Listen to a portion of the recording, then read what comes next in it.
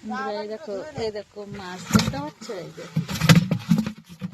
এই মাছগুলো সব আমার বোন রান্না করবে, আমি তো পাচ্ছি না,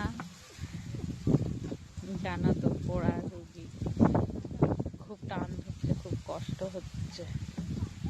তোমরা সবাই একটু আশীর্বাদ করো আমার, যেন তাড়াতাড়ি ভালো হয়ে যায়, খুবই যন্ত্রণা হচ্ছে।